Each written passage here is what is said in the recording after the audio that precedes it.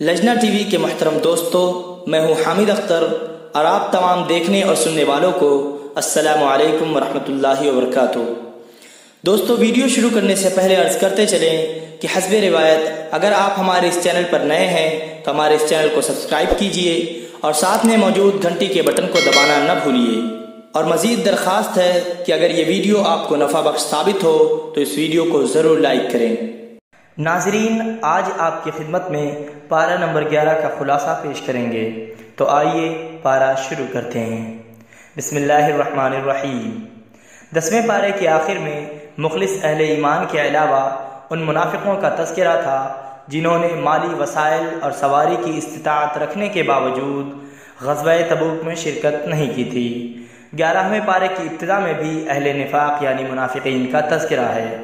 اللہ نے اپنے نبی کو تبوک سے واپسی پر راستے ہی میں بتلا دیا تھا کہ جب آپ مدینہ پہنچیں گے تو منافق آپ کے سامنے مختلف قسم کے اعذار اور حیلے بہانے پیش کریں گے کہ ہم انتہائی سخت مجبوریوں کی بنا پر آپ کے ساتھ غزوے میں شریک نہ ہو سکے، ورنہ ہم نے جانے کا پختہ ارادہ کر رکھا تھا۔ چنانچہ ایسا ہی ہوا اور منافقوں نے قسمیں کھا کھا کر آپ کو اپنی سچائی کا یقین دلانے کی کوشش کی۔ آپ صلی اللہ علیہ وسلم نے مروت اور شرافت کی بنا پر حقیقت کو جانتے ہوئے بھی خاموشی اختیار فرمائی اور انہیں جھوٹا قرار نہیں دیا۔ منافقوں کے مقابلے میں اللہ تبارک و تعالی نے مخلص مسلمانوں کی صفات بیان فرمائی ہیں اور ان لوگوں کی تعریف کی ہے جو اپنی غلطی کا اعتراف کر لیتے ہیں اور جھوٹ بول کر غلط کو صحیح قرار دینے کی کوشش نہیں کرتے۔ درمیان میں پھر منافقوں کا ذکر آ گیا ہے جنہوں نے اسلام کو ضرر پہنچانے، کفر کے فروغ اور مسلمانوں کے درمیان تفرقہ ڈالنے کے لیے مسجد ضرار تعمیر کی تھی اور حضور اکرم صلی اللہ علیہ وسلم سے اس کے افتتاح کی درخواست کی تھی، مگر اللہ تبارک و تعالی نے اپنے نبی کو اس مسجد میں کھڑا ہونے سے منع کر دیا۔ چنانچہ اس مسجد کو آپ کے حکم سے جلا کر راکھ کر دیا گیا۔ مسجد ضرار کے مقابلے میں مسجد قباء اور نفاق کے مقابلے میں ان اہل ایمان کا تذکرہ ہے جو اپنے مال اور اپنی جانیں حصول جنت کے لیے اللہ کی راہ میں وقف کر چکے ہیں۔ ان اہل ایمان کی 9 ایسی صفات ذکر کی گئی ہیں جو ہر مومن کو اپنے اندر پیدا کرنے کی کوشش کرنی چاہیے۔ نمبر 1، توبہ کرنے والے۔ نمبر 2، عبادت کرنے والے۔ نمبر 3، حمد یعنی اللہ کی تعریف بیان کرنے والے۔ نمبر 4، روزہ رکھنے والے۔ نمبر 5، رکوع کرنے والے۔ نمبر 6، سجدہ کرنے والے۔ نمبر 7، نیک کاموں کا حکم دینے والے۔ نمبر 8، بری باتوں سے منع کرنے والے۔ اور نمبر 9، اللہ کی حدوں کی حفاظت کرنے والے۔ غزوہ تبوک میں شرکت سے جو لوگ محروم رہ گئے تھے ان میں 3 ایسے مخلص مسلمان بھی تھے جن کے اخلاص اور ایمان میں کسی کو شک نہیں تھا، یعنی حضرت کعب بن مالک، ہلال ابن امیہ اور مرارہ بن ربیع رضوان اللہ علیہم اجمعین۔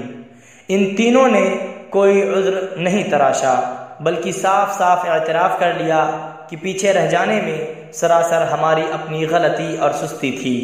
ان کے معاملے کو الگ رکھا گیا تھا، یہاں تک کہ 50 دن تک ان کا بائیکاٹ بھی کیا گیا، لیکن پھر انہیں سچ بولنے کی وجہ سے ایسا نوازا گیا کہ ان کی توبہ کی قبولیت کا اعلان وحی کے ذریعے سے کیا گیا۔ یہ اعلان ان کے لیے اتنی بڑی بشارت تھی کہ خود حضور اکرم صلی اللہ علیہ وسلم نے حضرت کعب بن مالک سے خطاب کرتے ہوئے فرمایا تھا کہ جب سے تمہیں تمہاری والدہ نے جنا ہے آج سے زیادہ بہتر اور مبارک دن تم پر نہیں آیا۔ ان حضرات کی قبول توبہ کا ذکر آیت نمبر 117-118 میں ہے۔ اگلی آیات میں اہل ایمان کو 4 اہم باتوں کی تاکید کی گئی ہے۔ پہلی یہ کہ وہ خفیہ اور علانیہ تقوی کو لازم پکڑے رکھیں۔ دوسری یہ کہ وہ اہل نفاق سے دور رہتے ہوئے صرف سچوں کی صحبت اختیار کریں۔ تیسری یہ کہ وہ رزق کی تنگی اور کشادگی میں اللہ کے رسول کو اپنے اوپر ترجیح دیں۔ چوتھی بات حقیقت میں اللہ کی طرف سے وعدہ ہے کہ ہر قسم کی عبادت اور اطاعت کا اللہ کی طرف سے اجر مل کر رہے گا، اور یہ کہ اللہ کے دین کے لیے جس قدر مشقت اٹھائی گئی اتنا ہی اجر و ثواب عطا ہوگا۔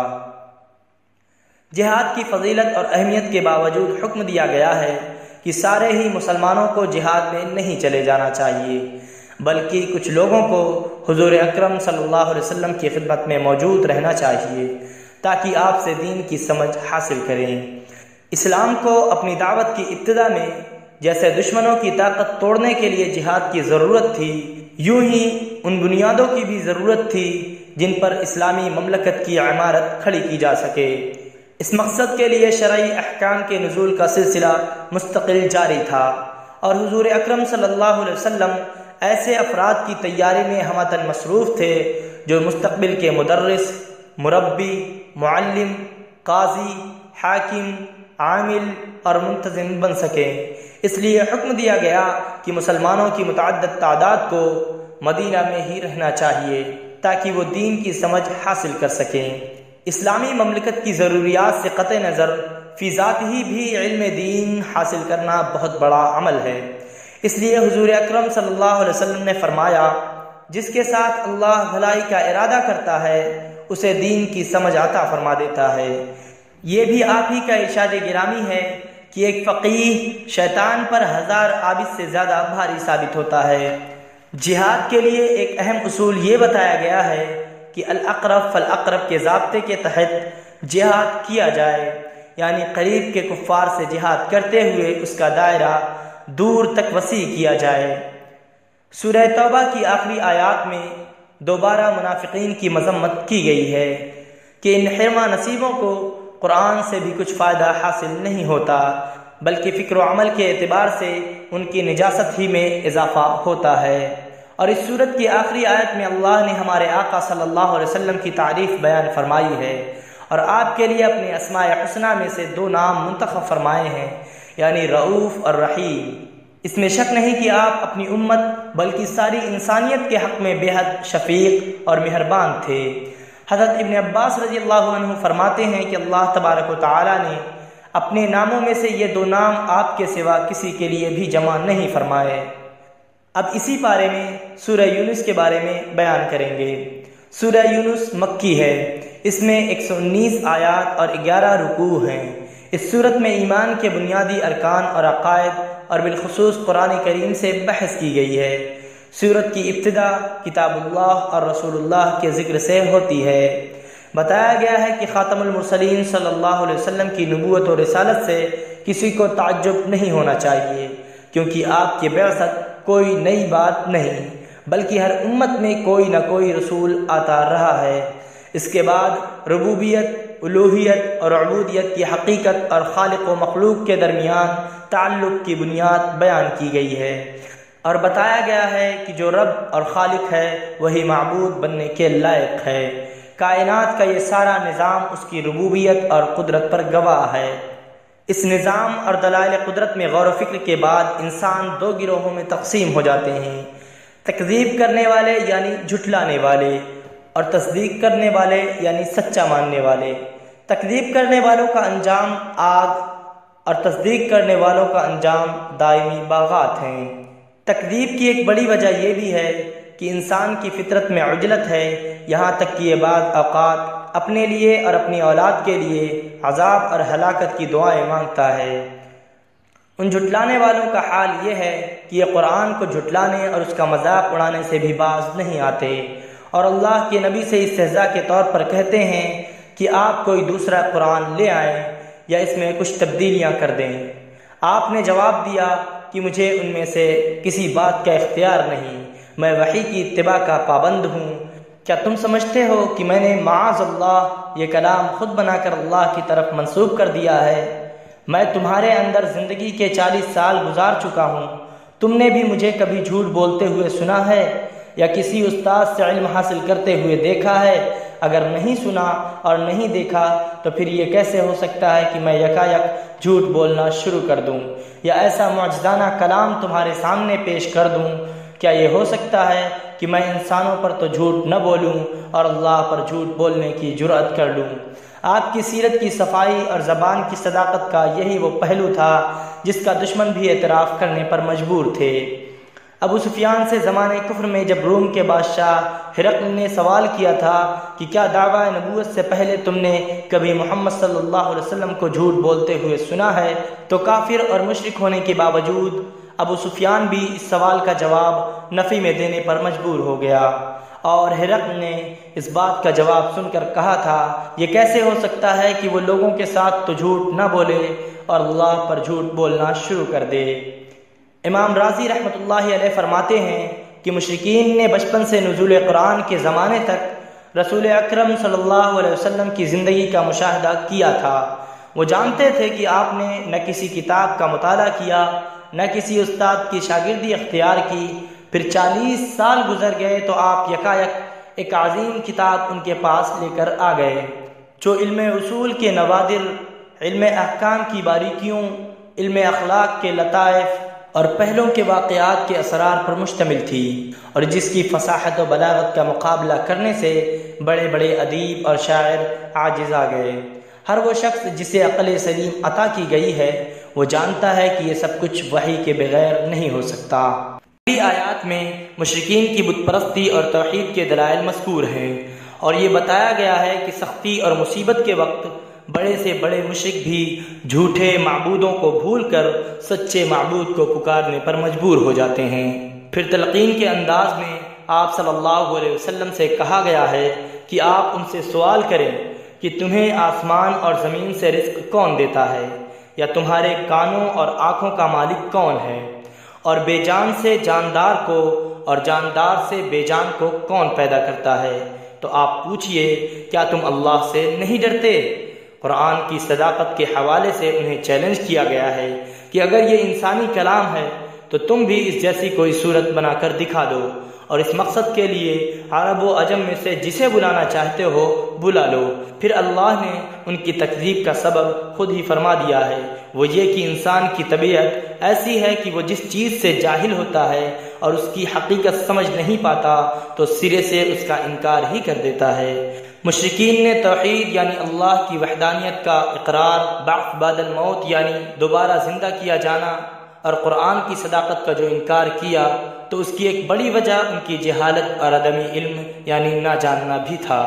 اس صورت میں انہیں کہیں زجر اور توبیخ یعنی دھمکانے کے ساتھ اور کہیں نصیحت اور خیر خواہی کے انداز میں ان تینوں بنیادی عقائد کے بارے میں ہٹ دھرمی چھوڑنے اور ایمان لانے کی دعوت دی گئی ہے۔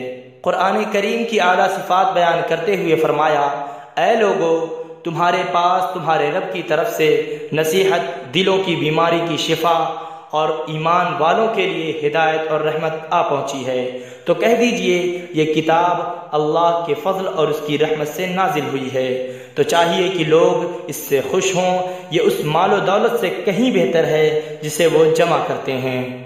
توحید کے دلائل، بعث بعد الموت یعنی دوبارہ زندہ کیے جانے کا یقینی ہونا، اور قرآن کریم کی صداقت بیان کرنے اور مشرکین کے مزعومات کی تردید کے بعد عبرت اور نصیحت کے لیے 3 قصے بیان کیے گئے ہیں، جن میں سے پہلا قصہ شیخ الانبیاء حضرت نوح علیہ السلام کا ہے، جن کی عمر اور زمانہ تبلیغ تمام انبیاء علیہ السلام سے زیادہ طویل، مگر ان کے متبعین بہت کم تھے۔ پھر حضرت موسیٰ اور حضرت ہارون علیہ السلام کا قصہ بیان کیا گیا ہے، جنہوں نے فرعون جیسے خدائی کے دعویدار کا مقابلہ کیا۔ تیسرا قصہ یونس علیہ السلام کا ہے، اور انہی کے نام پر اس سورت کا نام رکھا گیا ہے۔ قرآن کریم میں حضرت یونس علیہ السلام کا صراحتاً نام 4 جگہ آیا ہے، اور 2 مقامات پر انہیں مچھلی والے کی صفت کے ساتھ ذکر کیا گیا ہے۔ وہ اپنی قوم کے ایمان سے مایوس اور اللہ کا عذاب آنے کو یقینی دیکھ کر نینوا کی سرزمین چھوڑ کر چلے گئے۔ آگے جانے کے لیے جب وہ کشتی میں سوار ہوئے تو کشتی والوں نے سمندر میں طغیانی کی وجہ سے انہیں سمندر میں پھینک دیا۔ ایک بڑی مچھلی نے انہیں نگل لیا، اللہ نے انہیں مچھلی کے پیٹ میں بھی زندہ رکھا۔ بالآخر چند روز بعد مچھلی نے انہیں ساحل پر اگل دیا۔ ادھر یہ ہوا کہ ان کی قوم کے مرد اور عورتیں، بچے اور بوڑھے سب صحرا میں نکل گئے، اور انہوں نے آہوزاری اور توبہ استغفار شروع کر دیا اور سچے دل سے ایمان قبول کر لیا، جس کی وجہ سے اللہ کا عذاب ان سے ٹل گیا۔ یہ 3 قصے ذکر کرنے کے بعد مشرکین کو تنبیہ کی گئی ہے کہ اگر وہ کفر و شرک سے باز نہ آئے تو قیامت سے پہلے ہی ان پر عذاب آ سکتا ہے۔ حضور اکرم صلی اللہ علیہ وسلم اور مؤمنین کو بشارت سنائی گئی ہے کہ اللہ کی مدد قریب ہے۔ یہ ہماری سنت ہے کہ ہم بالآخر اہل ایمان کو نجات دیتے ہیں۔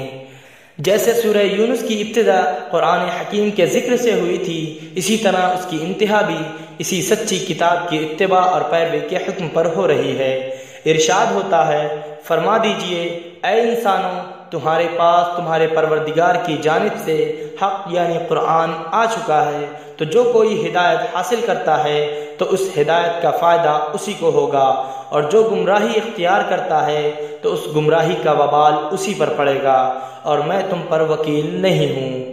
اور اے پیغمبر، آپ اسی کی اتباع کیجئے جو کلام آپ کی طرف وحی کیا جاتا ہے، اور صبر کیجئے یہاں تک کہ اللہ فیصلہ کر دے، اور وہ سب سے بہتر فیصلہ کرنے والا ہے۔ ناظرین، آج کا پارہ مکمل ہوا۔ اگر آپ کو یہ ویڈیو پسند آئی ہو تو اپنے دوستوں اور احباب سے شیئر کیجئے، اور اپنی خصوصی دعاؤں میں ہمیں یاد کیجئے۔ السلام علیکم ورحمۃ اللہ وبرکاتہ۔